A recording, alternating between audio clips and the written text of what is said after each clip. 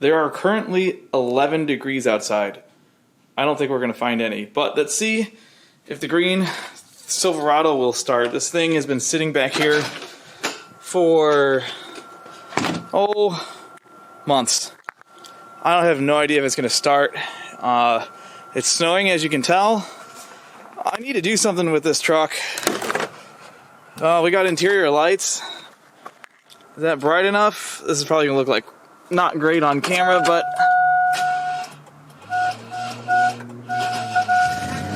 oh yeah, 300,000 mile Silverado sitting for, I think it's been about 2.5 months since I pulled it back here. Haven't had a battery charger on it, haven't had the hood open. It almost didn't start. I think when I bought this truck it had a bad battery and I put a used battery out of one of my parts cars in it. Gotta love these old trucks. Alright, it's been running for a minute. Let's see if the wipers work. Nope. Okay. So we're gonna put on a defrost. We're gonna give it a little bit. Alright, she's been running for probably about 20 minutes now. Look at that. Nice and clean windshield, didn't have to lift a finger. Oh, the wiper blades I left on. Whoops. Alright, now we gotta back it up between Volvo V70 and my trailer, and I think I've got half an inch to spare. It's gonna be fine.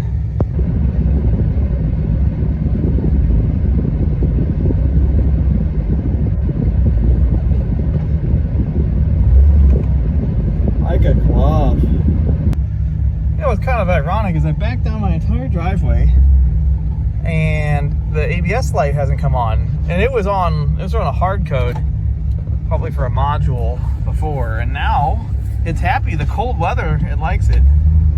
Oh, it doesn't like two-wheel drive. Oh, we're getting there. This thing's got G80 locker with hopefully not a broken governor in it.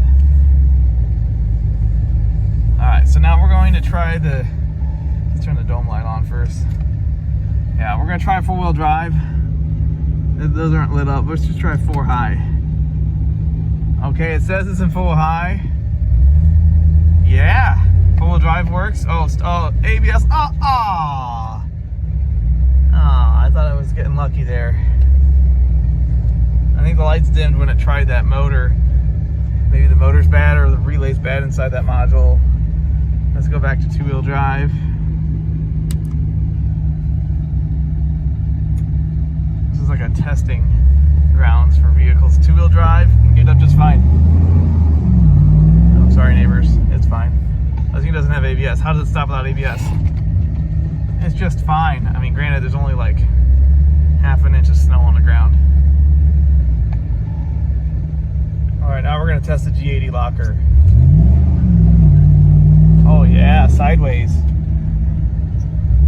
Sorry neighbors.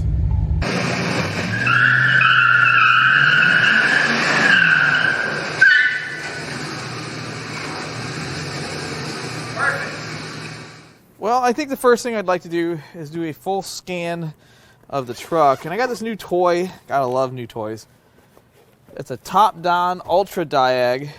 It's a small Bluetooth scan tool. And apparently this one's a pretty good one. And I'm eager to see how much quicker this is than what I was using before. Get the key in the ignition here. Let's see here.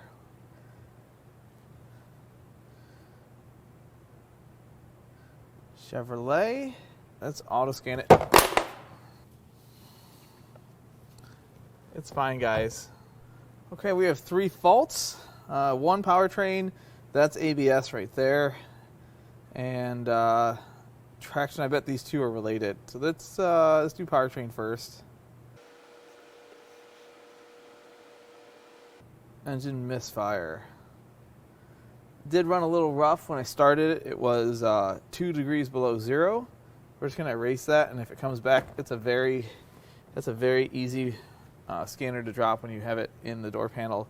It's also a very easy code to trip and come back if it is actually a problem. Now let's go back. to this. This is the ABS light.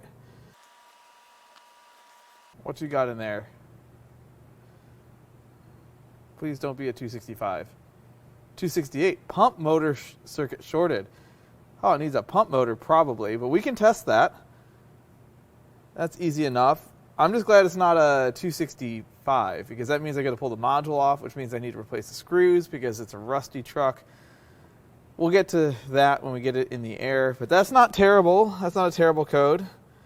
Let's go to the other one. We're going to leave that one in there. And we're going to go to traction assist. It's probably the same code. I don't think this thing has traction control, so that's interesting to see what it's going to... Oh, it's the same code. I figured it was going to be the same. Okay, so really one legitimate code in here. The 300 could come back if there's an actual problem. But let's get this in the air and, well, first, let's do a walk around and test some other function before we get this thing on the rack.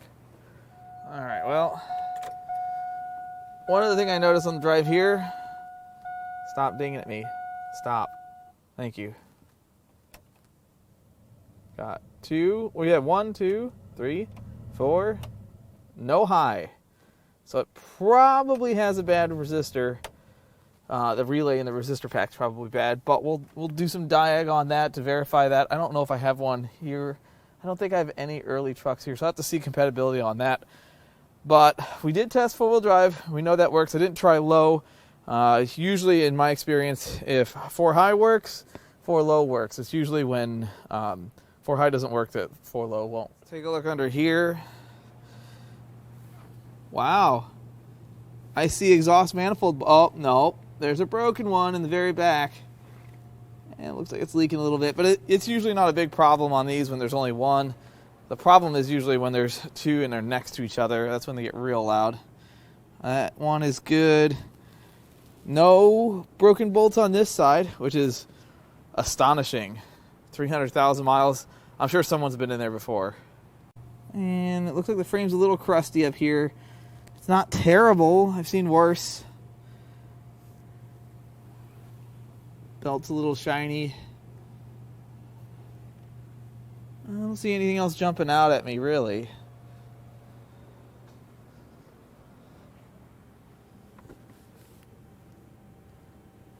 I don't see a leak at those quick disconnects. Super common problem. And it'd be a really easy fix if they were.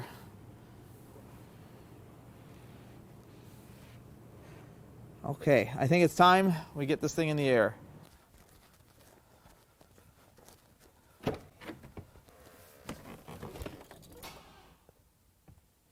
Oh. Oh, okay. To be fair, we did have the key on and the headlights were on for a while. That's really not a good excuse. I mean, it's charging, otherwise it would be dying right now.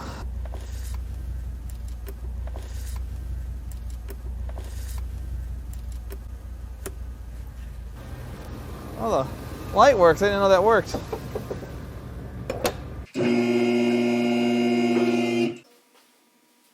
Always gotta check. Especially on a full-size truck.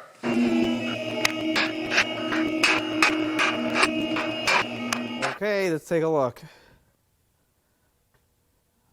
Well, certainly have scale and something's leaking. Oh, I think it's the axle seal. That's not the greatest job in the universe. It's not terrible. It's definitely something that's going to need to be addressed at some point.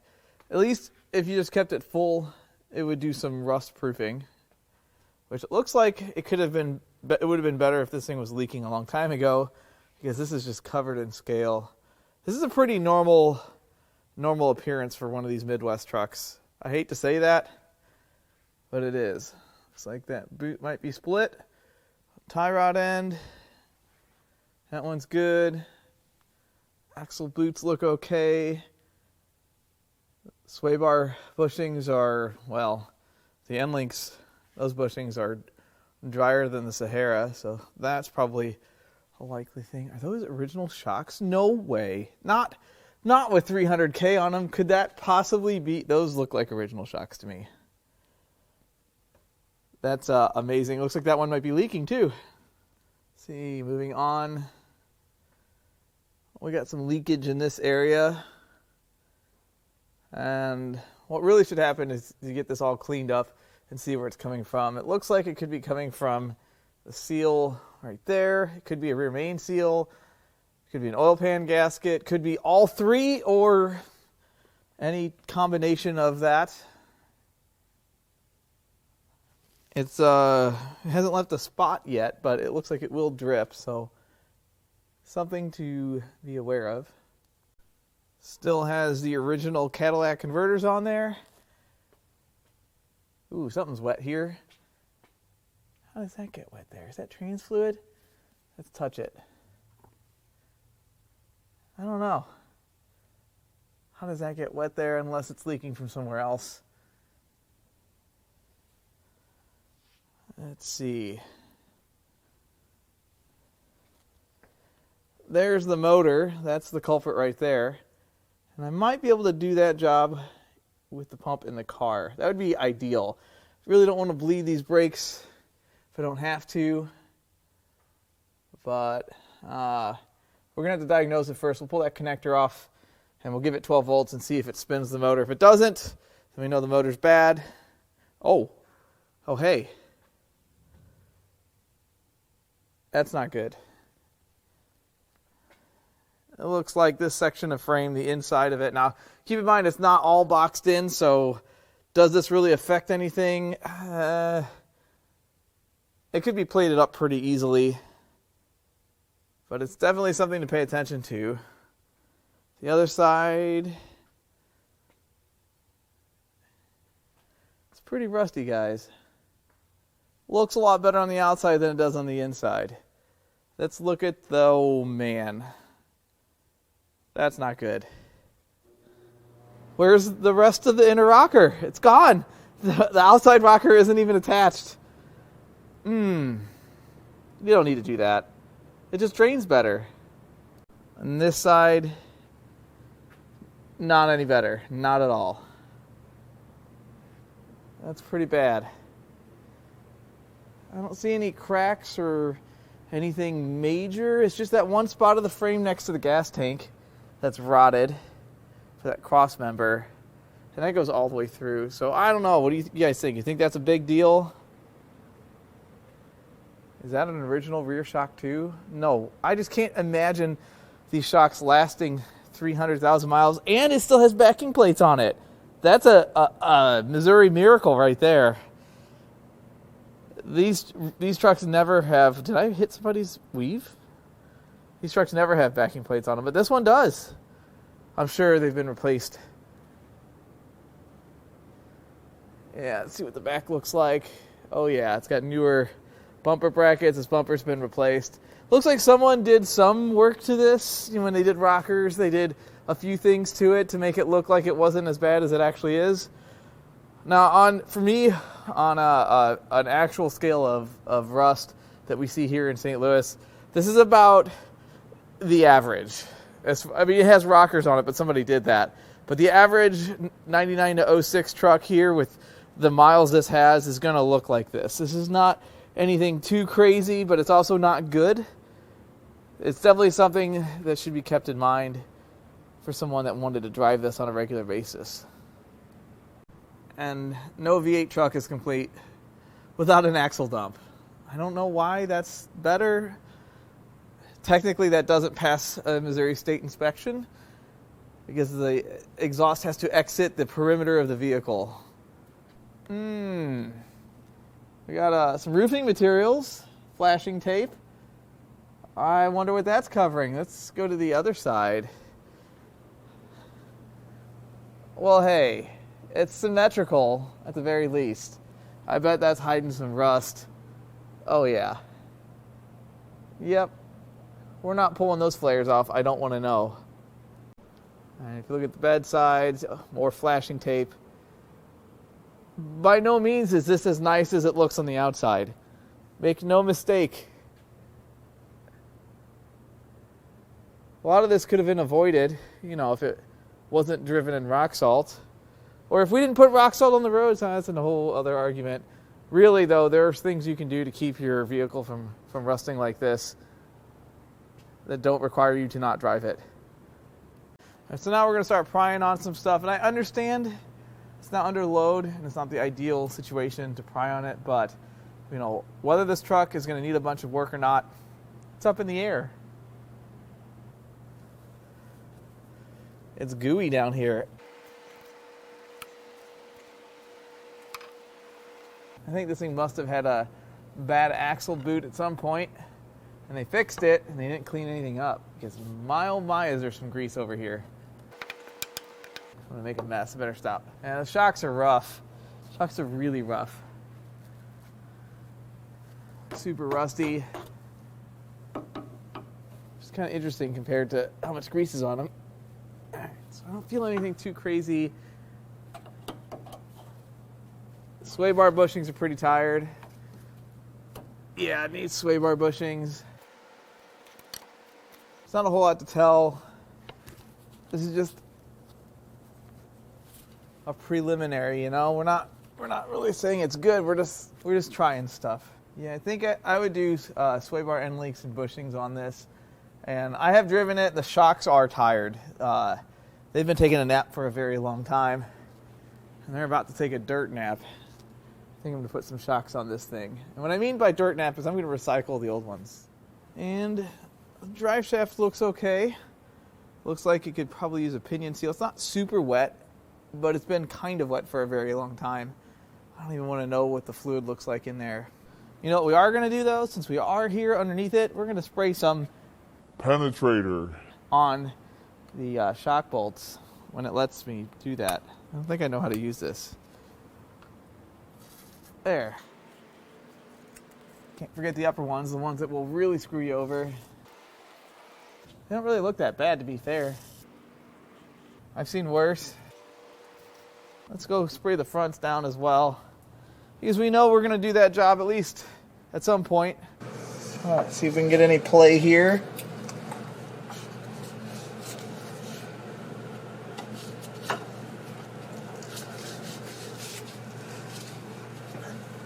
That's tight. Can't really shake it too much. Ideally, you'd have this on a 4-post, so you could crawl underneath it a lot better.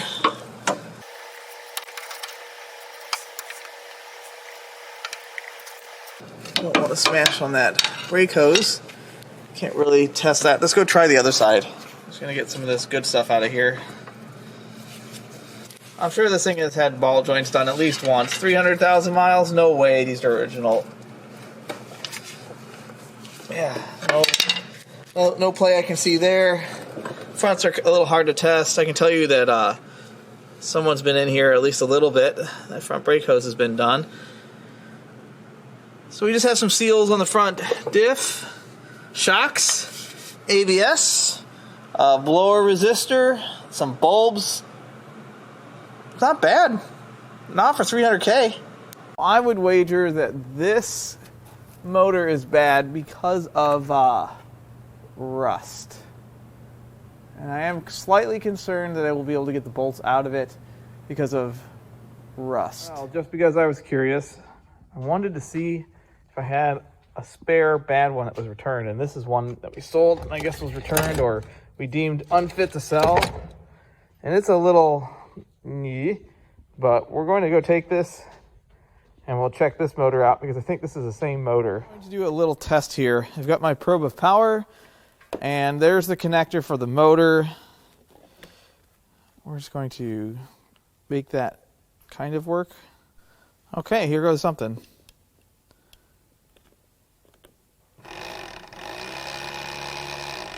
Well, that one does turn over. It doesn't sound good though.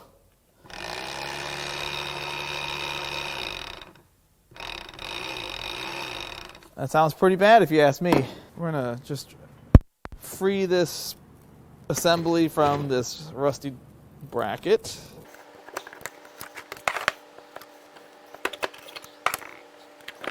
We're gonna see if we can remove this motor, see what it looks like. As we know, the one on the truck is in worse shape, and if these don't come out, which I think these will come out, I just want to see how difficult this is.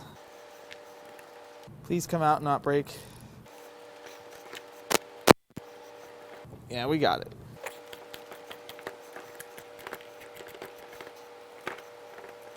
Yeah, and this should just lift right off. Not lift right off. Let's just give it some tappy taps here.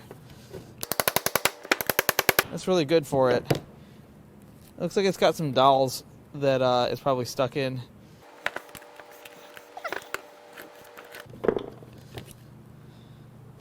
Oh, that's all corroded. Man, look at that. Look at the sheer volume of corrosion in there. That's a spider web. That's gnarly, but it doesn't matter. All right, let's try this not installed and see if it makes any better noises. It doesn't sound bad now. I'm going to get this all kind of cleaned up and then we'll go to the truck.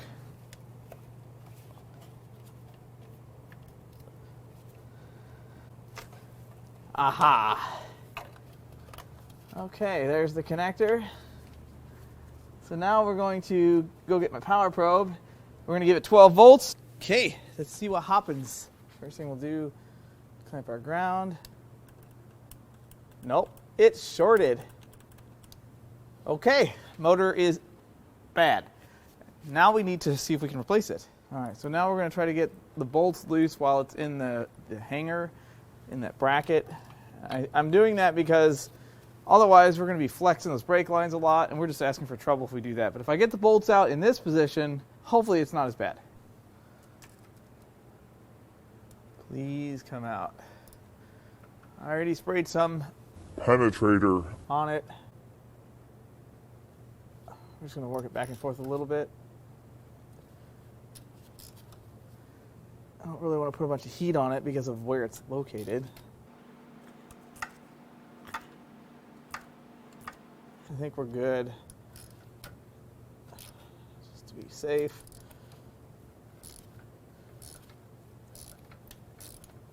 Okay. We are in good shape now. That's one of two. Last thing you want to do is hit this with an impact. Bad stuff, very bad stuff will happen. Yeah, that doesn't look too great. Okay, let's try the other one. Sorry guys, I really can't get you on a camera angle that makes sense on this one. So you're just going to have to imagine. Ooh, that one feels less good than the last one, which is hard because the last one felt bad. Ooh, I think this is going to break. I'm just going to work her back and forth. Oh, that was bad. Broken. That's not what I wanted to happen. So that was less than ideal. We're going to see if we can knock this out of the bracket. That bushing just fell apart. And I just want to get the motor off at this point without messing the brake lines up too much.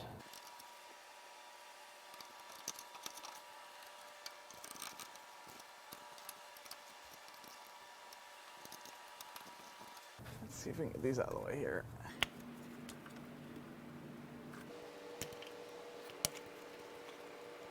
Okay, have to retrieve that locking tab. There we are. Just tuck those over there. Everything's fine. It's fine, guys. Just don't look there. It's in good shape. What are you talking about? I'm just going to see if we can bend this bracket out of the way. Ooh, we're shooting parts. Some weight reductions happening at the moment.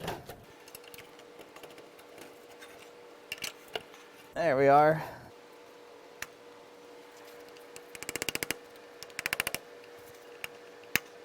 This is going excellently. If this was a truck that never saw rock salt, this would be right off, but then again, it probably wouldn't be bad. Which is all corroded in there, and that's what burned the motor up. I think we're making some progress here. We got blue here, though.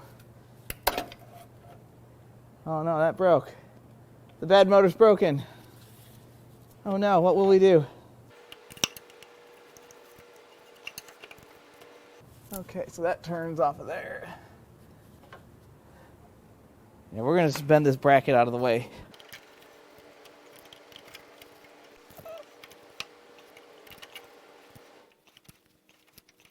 Does that give us enough room?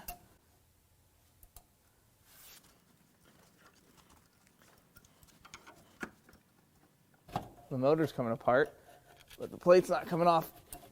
Probably because the shaft is frozen in the housing. This might be a lost cause, guys.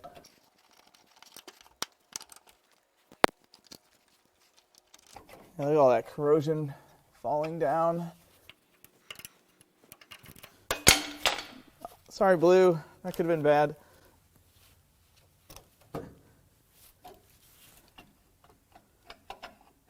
Ooh, it's spring loaded. That's kind of cool. It's coming apart. It doesn't know it, or it thinks it's not, but it is coming apart.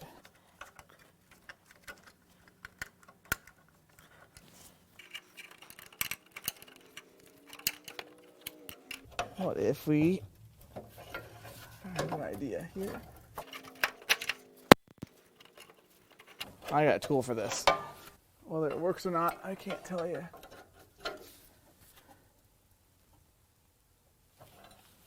All right, I've got that bushing. Let's go back in with at least something.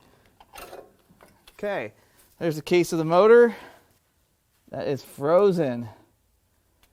That's why that won't come out. We'll get it turned. There, she's turning now. It could be, the pump could be bad itself. This is just the motor for it. How are we going to get that out? The armature's stuck in there. And now I'm starting to think that the motor was probably okay. But it doesn't matter anyway because the pump is probably the problem. And I think I'm going to have to call it, guys. I think I'm going to have to find a pump for this thing. The one that I took the motor out of, I'm not really keen on. It was making some not so great noises. And I don't know if I have any trucks that are going to have a compatible one here. It's a buyable component. I can turn the armature, but it takes way too much force. And if I put another one of these in, it could just burn this pump up, or worse, not do anything. And then I just wasted my time. Well, guys, I think I got it out.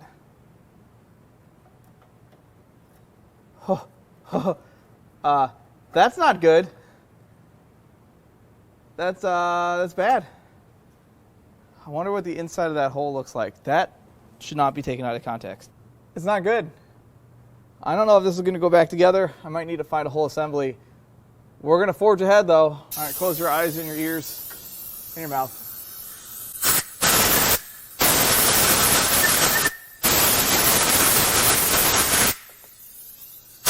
This is not fixed.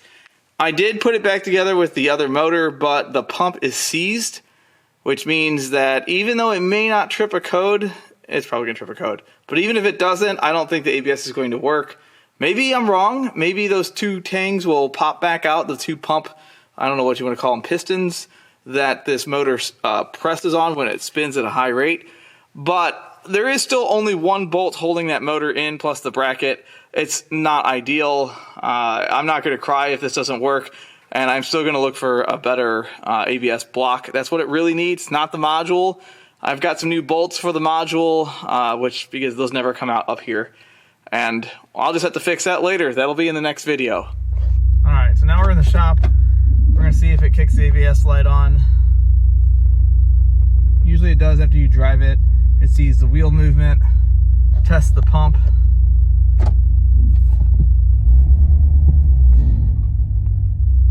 I just heard the ABS pump turn on, and the light's not on. I mean, I felt it. Let's jam the brakes. This might be dangerous. We're gonna try it anyway. Hope they don't break something. I don't think I can go fast enough in the shop to activate the ABS.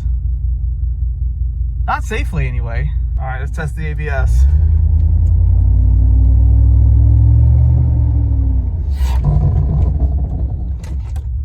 It worked. I can't believe it. but it's working. That doesn't mean it's right. It just means that it works currently. It currently works. Not a great claim to fame. Okay, that's discerning. I'm gonna go pull the ABS fuse because I don't trust this. I wonder why it wants to kick the ABS on so much. It hasn't thrown any other codes, so.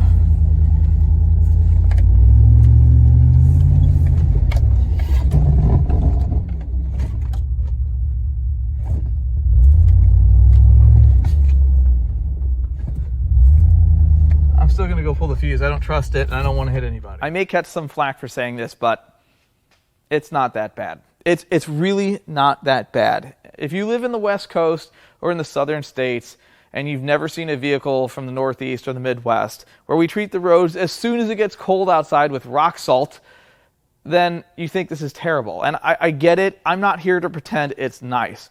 But I've bought these trucks out of Chicago and northern Indiana and Ohio, and it gets worse. It gets a lot worse. I've seen shackles rusted off, body mounts rotted off. I've had gas tanks fall out of these trucks on the transport truck because they hit a bump because there's no cross member left. I've seen the frames crack in half between the bed and the cab because the metal was so thin from rust it couldn't handle the torsion of driving down the road. So yes, it gets worse, and I wouldn't consider this frame a goner. This is still plenty serviceable. It just needs some attention, which is you can literally buy every single piece of metal for this frame, every section.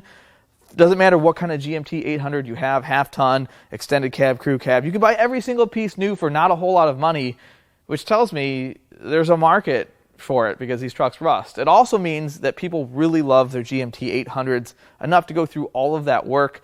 And, well, I think these are one of the best trucks GM has ever made, so I can understand why. As far as this truck is concerned, there is one major thing that I'd like to fix before I do anything else, and that is the ABS. The ABS pump is super corroded, and while I did cobble together a motor on the pump, it's not going to last. And when I did put that together and drive it in my parking lot, it actually triggered the ABS at the incorrect times, which tells me it could have a bad wheel speed sensor. But I'm not interested in looking into that until we fix the pump. So I'm going to track down a nice corrosion-free ABS block. We'll bring the module over, transfer the module over, some new bolts, and bleed the brakes. Hopefully we don't break any bleeders off in the calipers, but it's okay. I have calipers here. I'll buy some new ones.